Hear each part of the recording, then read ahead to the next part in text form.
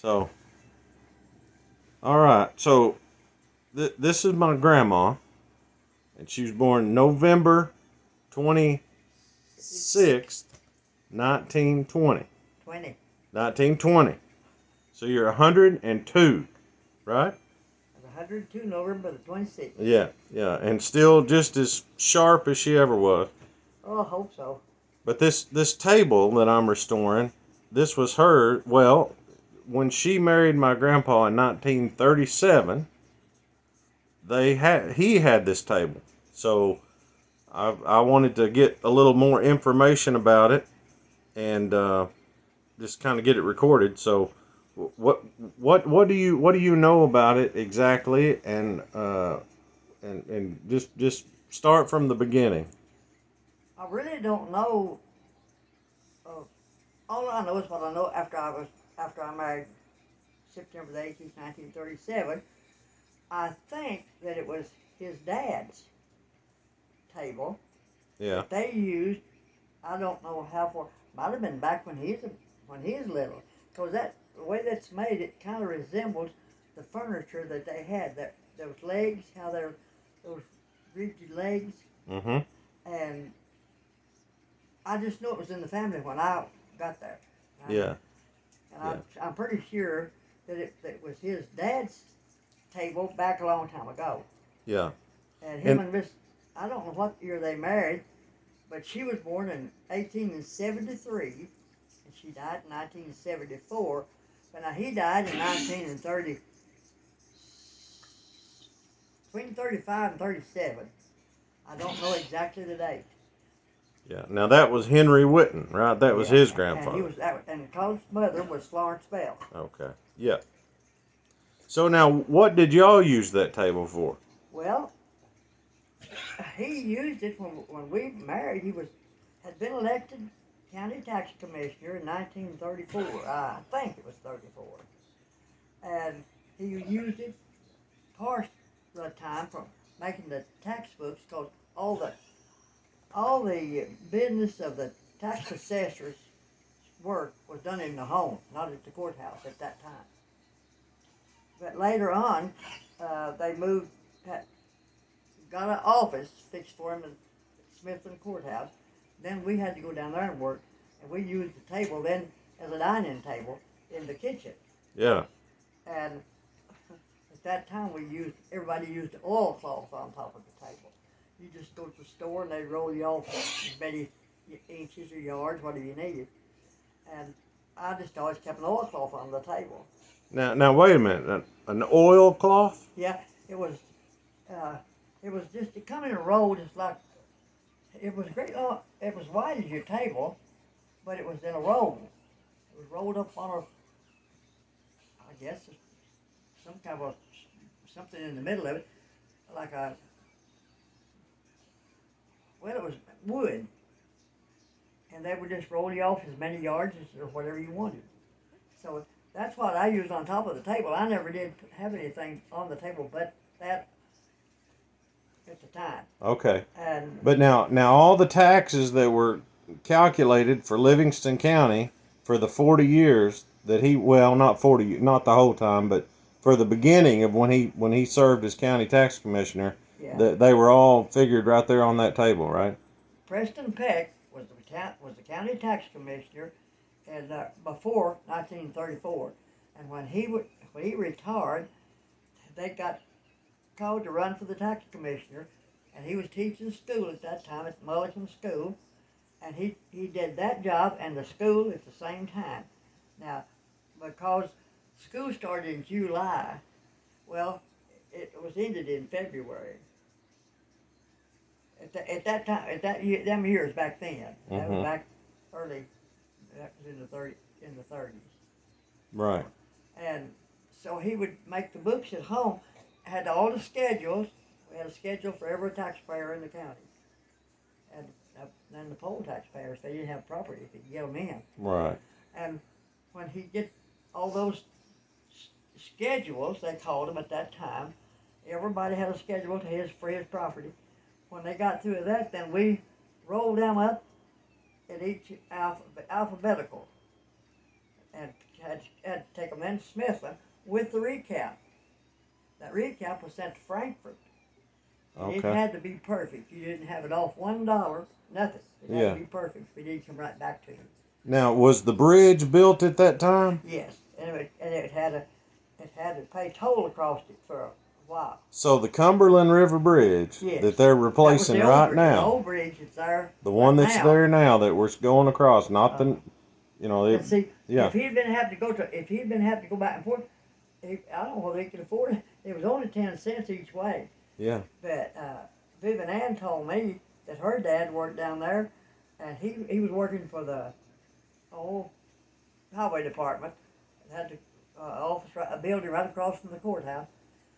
And she said her mother would drive her dad to the Smithland Bridge, and he would walk across it because he could walk across it for a nickel. And he spent the week at her what was his name? I can't think of his name. Lisa, you've heard me talk about him. What was Willis Champion was her uncle, and so he would stay with Willis and his wife until Friday. Then Elaine would go down and pick him up because he could walk across the bridge for a nickel. I It got cost her a dime to drive over. But Well- see, we didn't have no money back then. There wasn't any money circulating. you. Right, right. And I think your grandpa, we just got paid twice a year. They wrote he got a check twice a year, and the most he ever made in a year back then, in the late 30s and the early 40s, up to close to 50, was around $900 a year. Hmm. Wow. So now, did you all also use that table for your dining table? later on we did, Okay. and there's been a lot of preachers sit down and eat that table. Every Sunday we. Can you name some of the preachers that ate at that Part table? of them I can. Orman Stegall, and the Association of Missionaries. His last name was Pendergrass, but I can't think of his given name. But his last name was Pendergrass. They would come home with us for dinner. Todd would always ask the preacher to come, and of course I was a glutton for working, I guess. I'd get up in the morning and cook dinner before I went to church. We'd usually have chicken or something like that, and then vegetables, and I'd have a cake or a pie, cobbler or something, and they'd stay for supper. And so they would. We was always as happy as we could be though, and we just had a good time, and they always enjoyed coming to our house. I don't know why. I guess maybe nobody else wouldn't ask them. As far as I know. Maybe you were just a good cook. Well, it passed, ain't it? But I ate it anyway. We always had a good time though. Yeah. But Yeah. that table has been lots of good. I put a lot of food on it. I know what I put on there: chicken and roast and meatloaf, and that would be our Sunday dinner, either chicken or meatloaf and a lot of vegetables. We always had vegetables because that's where we lived. We lived out of the garden mostly in the summertime. Then in the winter, if they came, we might have chicken and dumplings or white beans, whatever we had. But they was enjoyed it though, and we just had a really good time. At that time, people they had love for each other. It wasn't like now. It is, and we only ate at church homecoming days. We didn't eat every time you went in the door, and people just enjoyed coming and sitting with you and talking. And the kids, they usually had kids. Now, Philip Yates and his wife didn't have any children, but they were wonderful people. And I remember one year, the backwater got up. That didn't stop us from having church, and called to meet Philip Brother Philip at the backwater. He'd drive. He lived close to Grand Rivers. No, I think it was Grand Rivers too. But anyway, it's over close to the dam, and he would drive to that water, and he'd get out and walk over around on a hill, and come to me down this close to the Birdsville Road. That's where backwater would get in from up there, and he'd pick him up, bring him up, and to church, and then take him back to the. He'd walk around that water to go back to his car, wherever he could get drive to. So I got you. They ate off that table. I see. And Well, let me ask you one more thing. It's been different colors over the years. And you say when you and Grandpa married in 37, you think it was green at it that was time. green. It was had Okay. a green color on it because I Okay. remember that. And later on, of course, we didn't have anything when we got married because we didn't have room anyway. The little house he built. So when I bought, he got me a kitchen cabinet, which that was really up in the, you was well off if you had a cabinet then, and it was white. So I painted the table legs white. Okay. Kind of Well, matched it. it has some white on it. Now, my dad, your son, Yeah. who has passed away, Glenn, Yeah. he was born in 1938, and he did a lot of work to it, stripping it. So he stripped a lot of that off of there, but there's still some remnants of white paint and some green paint on it. Well, So I can tell that it's been both colors, or I could Yeah. when I started working on it. I can tell you something else funny about it too. It sounds kind of bad now, but when we think about it, but people used to, if they got a pack of gum, chewing gum, they'd chew as long as it had any chew to it. So sometimes they'd forget and go to the table with their gum in their mouth, and they'd stick it under the table. And I've got to, you may have seen places under there, look like it, where I get the gum off of it. And then that'd take me a knife and scrape that. I didn't want that gum under there. Yeah. And it had chewing gum stuck under it, under Yeah. the edge of the table. Yeah. I guess they'd forget it after they ate their lunch. Well, I have taken it at this point and stripped But I, 90%. The paint is basically off of it, but I've left a few little remnants of places that just as a reminder of the stages of, the colors it's been and what it's been through and everything, to just try to preserve a little of it. So there's little places you can see a little green and a little white, but for the most part, the table's built out of walnut. It was walnut, so I've used a boiled linseed oil finish. that And, table's got a lot of history behind it. I'm Yeah. sure if we could go back there and know where it come from. But because the way it's built, it's really built. Yeah. It was put together with screws, isn't it? It is, yeah. And, Flathead screws, And yeah. it's got a little decoration there at the legs. You notice that? Yeah, It's not yeah. just the leg goes, it's kind of got a little decoration there. Well, the legs were turned on a lathe. But now back at the time that Coach's mother and dad married, all their furniture was decorative, most of it.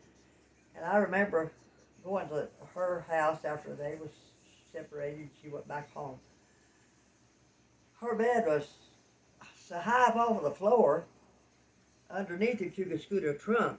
Not people know what a trunk is, but a trunk was something similar to a cedar chest, a trailer chest, where you kept all your things you wanted to keep.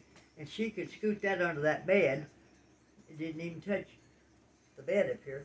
And it looked like she might have had to have a ladder to get up on it. I don't know. I never was on it. But it was high off of the floor. And the posts were spindle, just like them table legs. That's the reason I thought maybe it goes back. I don't know Okay. how far back it goes. But those Right. legs looks like her bedpost legs looked, only hers was taller. Mm-hmm. Okay. All right. Well, I appreciate you telling me a little bit more about it, and I just wanted to get it recorded. And But every one of my children, but Lisa, they all ate off that table. yeah. The four oldest ones, Glenn and Bob and Bonnie and Charlotte and Lisa, they all had. Now I don't know if Lisa ever did or not. She said she didn't. She don't remember. I don't remember. But I do know the rest of them did. Yeah. Because it was such a good sturdy table. I used it a lot. Yeah. I even used it for cutting out material because I did all the sewing that my girls and Glenn either. And during the war, I had to make Glenn's overalls. You couldn't even buy them back in the 40s. Mm-hmm. And I sewed. I cut and used that table to cut my material on. Yeah. It's been used for a lot of things, I can tell you. Well, hopefully it'll be around for a. But it's going to be good for a lot more to take care of it. It'll be Yeah. another 100 years, I'm sure. Yeah.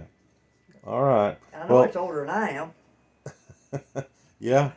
And you're 102. 102. 102. So 102 and a half almost. yeah, I know it. Yeah. Still going strong. Yeah, well, it's part, my mouth is anyway. Yeah. All right. Well, thank you for telling me. Well, you're just as welcome as a bug in the rug. All right. Maybe we can do something else sometime. We'll find something that's antique. All right. Maybe Sounds you have to do good. something about me. All right.